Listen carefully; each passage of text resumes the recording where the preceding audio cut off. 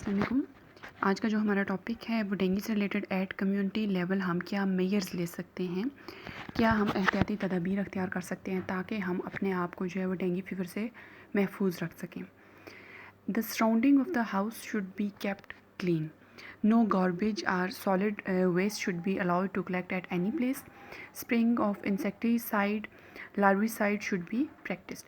कि आप अपने घर के जो गिरदोनवा है उसको साफ़ रखें। कूड़ा करकट या जो है वेस्ट मटेरियल है वो आपके घर के साइड्स पे नहीं होना चाहिए और इंसेक्टिसाइड्स का प्रॉपर जो है वो स्प्रे होना चाहिए कुछ टाइम बाद। Epidemics can be prevented or controlled by well-coordinated community efforts. By increasing the awareness about dengue fever, people should learn to recognize and differentiate between three different stages of dengue fever: DF, DHF, and DSS. They should also be able to differentiate between the Anopheles and Aedes mosquito, their breeding sites and ways of transmission of dengue virus. They should be aware of the control measures. कि क्या होना चाहिए कि जो लोग हैं उनको इस वबाई मर्ज़ का, डेंगू की जो एपिडेमिक्स है इसका एक तो पता होना चाहिए और इसकी जो डिफरेंट स्टेजेस हैं कि क्या हमें जो है अगर डेंगू फीवर हो भी चुका है तो वो किस स्टेज पे है, वो DF स्टेज पे है, वो DHF स्टेज पे है या फिर DSS स्टेज पे है, तो इसके दरमियान में डिफरेंस होना चाहिए लोगों को। इसके अलावा जो मलेरिया वाला फ़ीवर है और जो डेंगू फीवर है उसके लिए जो रीज़न बनते हैं, जो मॉस्कीटो उसका काज बनते हैं, क्या वो एनोफ्लिस हैं या फिर वो एड्स मॉस्कीटो है, तो किस तरह के जो मॉस्कीटो ने बाइट किया है और क्या उस मॉस्कीटो की कौन सी ब्रीडिंग साइट्स हैं, क्या इन्वायरमेंट होगा तो वो जो मॉस्कीटो है वो स्प्रेड हो सकता है।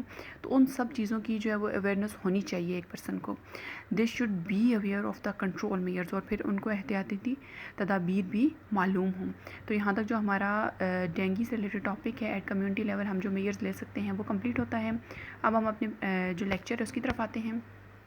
आज का जो हमारा लेक्चर है वो है page number 252 chapter 13 types of computer networks. कि कंप्यूटर नेटवर्क्स की कौन कौन सी हमारे पास टाइप्स हैं। Computer networks are categorised according to how they can organise physically, कि कैसे जो है वो आप नेटवर्क्स को फिज़िकली अरेंज कर सकते हो। The way they are used, the distance over which they operate, कैसे वो फिज़िकली अरेंज हैं, कैसे आप उनको यूज़ कर सकते हो और कैसे आप उनको कितनी डिस्टेंस से जो है वो उनको ऑपरेट किया जा सकता है। 3 main types of computer networks are as follow: LAN local area network, WAN wide area network, and MAN metropolitan area network.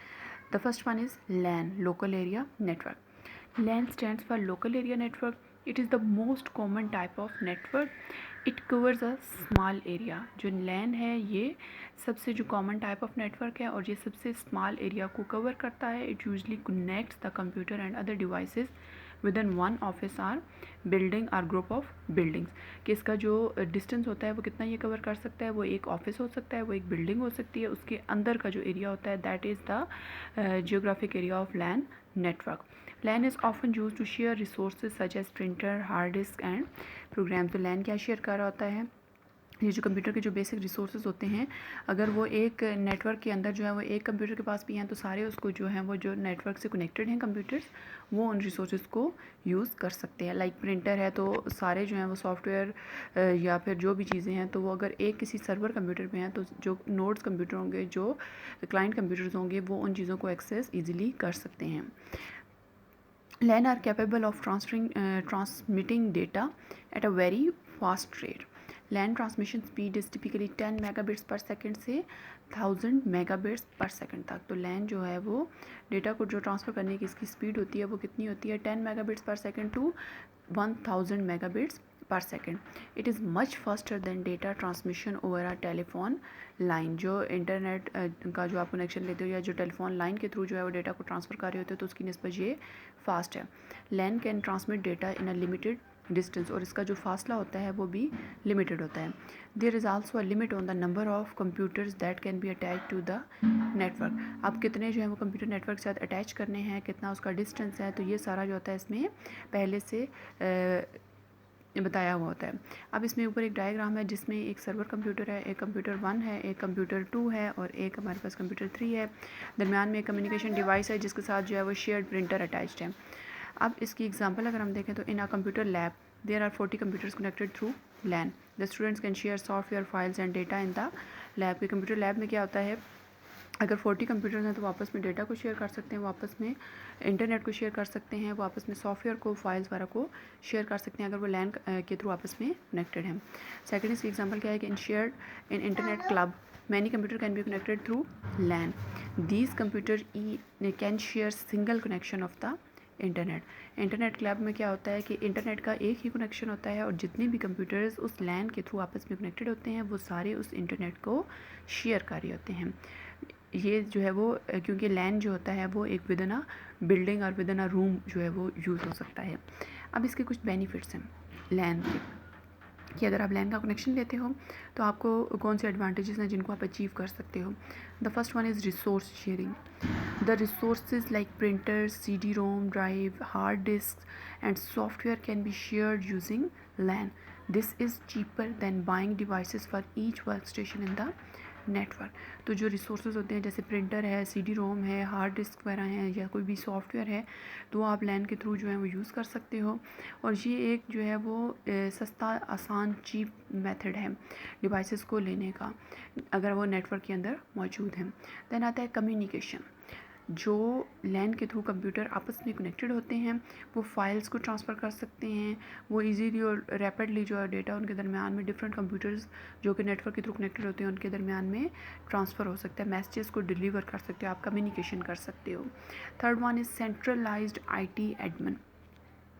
LAN allows an easier and more efficient way to manage different computers from server.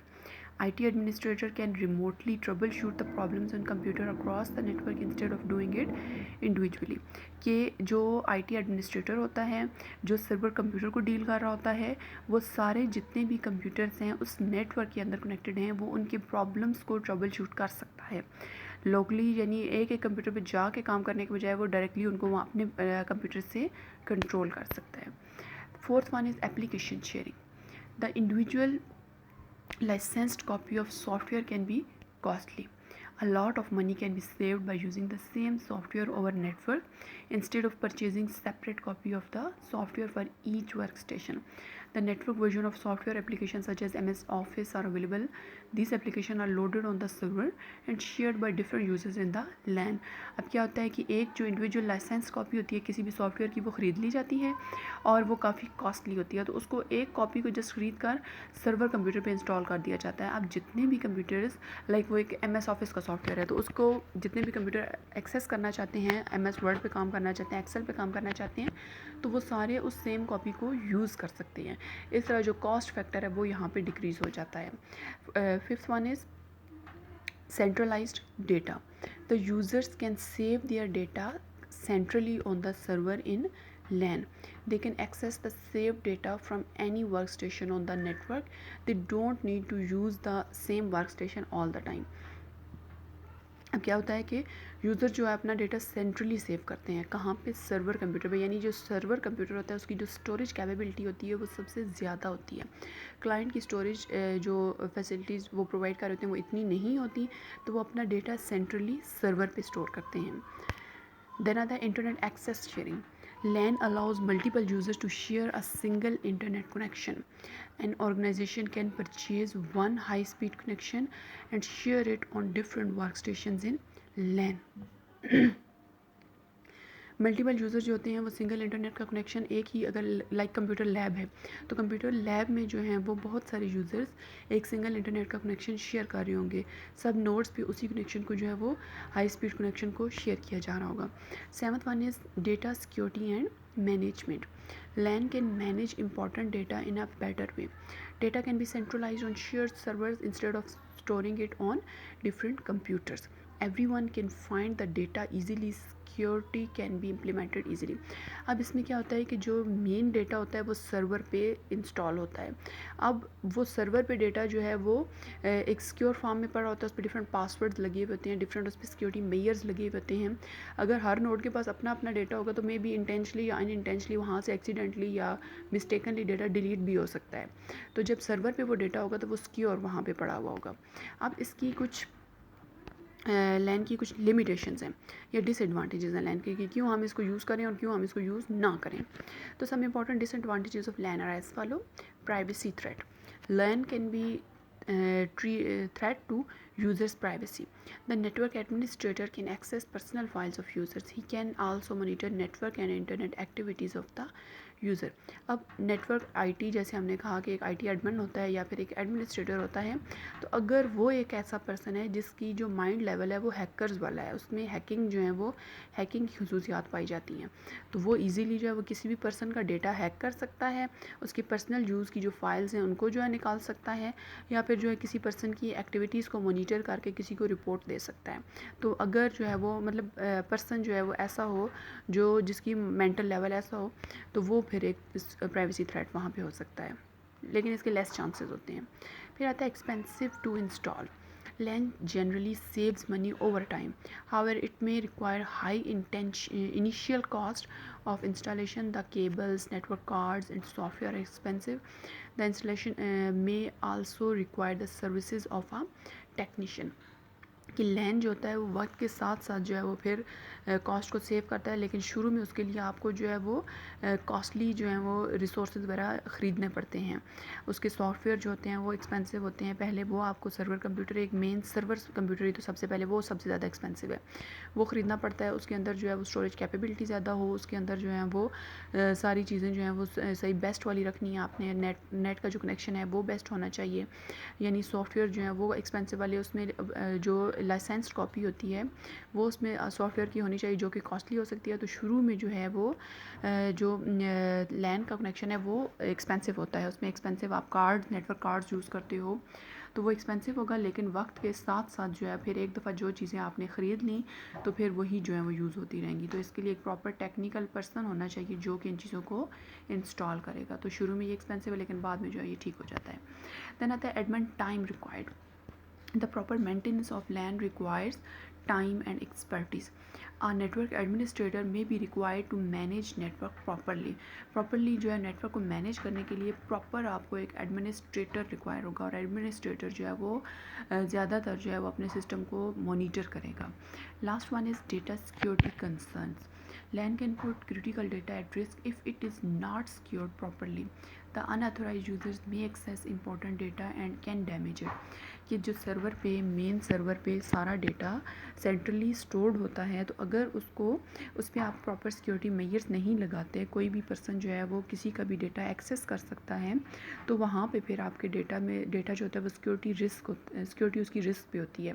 यानी कोई भी उसको access करके कोई भी उसको delete कर सकता है. तो अब वो डेटा में भी किसी दूसरे पर्सन के लिए कितना इंपॉर्टेंट हो, तो उसके लिए जो है proper security measures, proper security checks लगाने चाहिए कि कौन सा जो यूज़र है उसको कहाँ तक जो है वो एक्सेस राइट हासिल है, क्या जो है वो सारे डेटा को हर यूज़र जो है वो इजीली रीड कर सकता है, क्या जो है वो सारे डेटा को हर यूज़र राइट कर सकता है, क्या सारे डेटा को हर यूज़र जो है वो मैनिपुलेट कर सकता है. तो इसके लिए डिफरेंट जो है सिक्योरिटी लेवल्स लगा दिए जाएँ कि इस डेटा को जस्ट रीड किया जा सकता है, इस डेटा को ये वाला यूज़र जो होता है वो इसमें डेटा राइट भी कर सकता है, मैनिपुलेट भी कर सकता है. तो डिफरेंट सिक्योरिटी एक्सेस लेवल जब लगा दिए जाएंगे तो तब हमारा डेटा जो है वो वहाँ पे लैन के अंदर सिक्योर रह सकता है. So this is our lecture. I hope so कि आपने अंडरस्टैंड किया होगा. अल्लाह हाफिज़.